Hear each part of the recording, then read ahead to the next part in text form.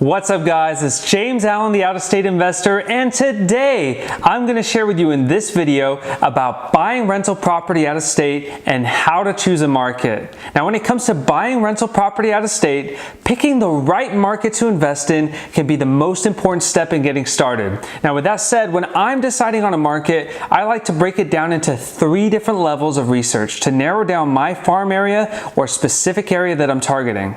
Level 3 research would be specific neighborhoods or certain streets that I'm targeting. Level 2 research would be geared towards information on a city or a county.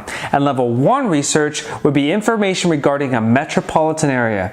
Now when I pick a market, I like to start with level 1 research. So that's what I'm going to focus on today, teaching you how to pick a metro area to invest in. I'm going to share with you 7 different things that I look at when I'm analyzing a market to invest in. But before I do that, go ahead and click that like button to show support and push the subscribe button below to get notified whenever I post a new video on the channel. All right, let's get into it.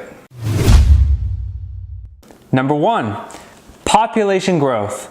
Always look for metro areas that are seeing population growth. To check on this number, I look at statistics from the Census Bureau, which you can find if you go to www.Census.gov. Now, population size has a massive effect on a market and can affect supply and demand, which is what ultimately drives the prices of real estate and market rents. You want to pick areas that are showing strong growth and are on the upward swing. This is a must if you're looking to mitigate risk on your investment and looking to maximize opportunity. Now, I only focus on metros that are in the top 150 as far as population size is concerned, and make sure that whatever you do, stay away from cities with declining populations. Number 2, job growth. Job growth is another huge factor that can turn a market into a real winner. Jobs are great because they can often lead to population growth as well. Now to look at the most recent job growth in a market, I like to look at the U.S. Bureau of Labor Statistics. They always have up-to-date stats within a month or two, and they're a go-to resource for many of the news outlets as well. Now aside from that, I like to look at the latest information regarding new jobs coming to town, recent business moves, or upcoming corporation relocations. To find this information, I'll search on Google the city along with the words jobs or economy and look specifically in the news tab for any articles. I'll also look into the local business journal newspapers online, and I'll speak with local real estate investors as well. Number 3, diverse economy. When I'm choosing a market to invest in, it's important that you don't choose one market that relies too heavily on one job sector. When I think of a local economy failing, I think of cities like Detroit and how they relied so heavily on the automotive industry.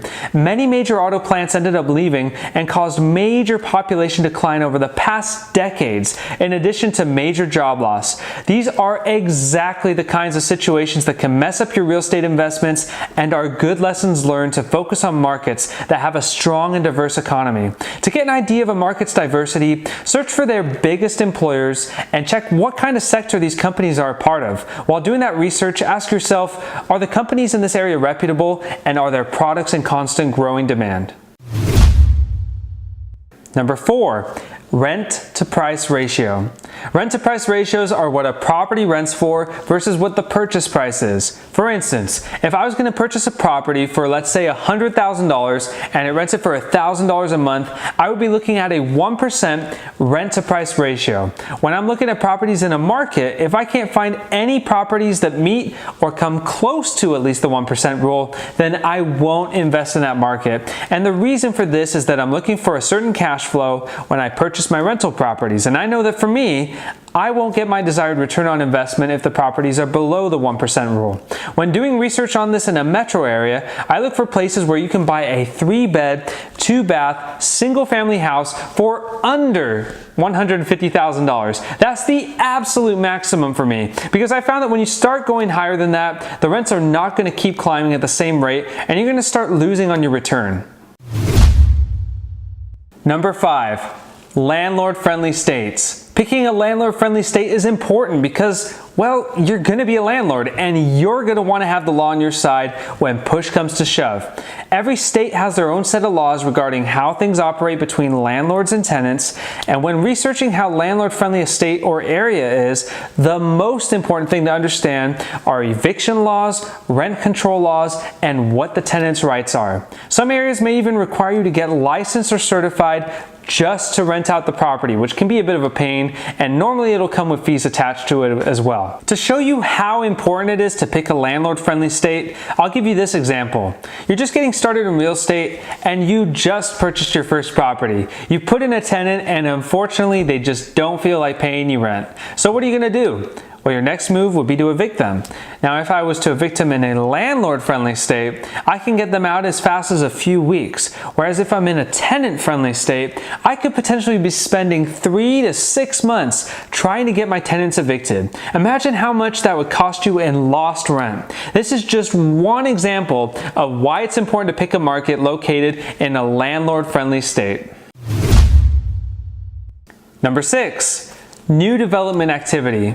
One other thing I like to see in a market is new development plans for the area. New buildings, shopping centers, highways being built, downtowns being redeveloped, school or airport expansions, things of that nature. This can be a sign of a market on the upswing. And my favorite way to see what new developments are in the plans is to go to the city's official website or the city's Chamber of Commerce website and go to the economic development section where they should have some sort of economic development plan. Some other ways to find this information is by searching on Google, speaking with city officials, reading your local business journal newspapers online, or talking with local real estate investors.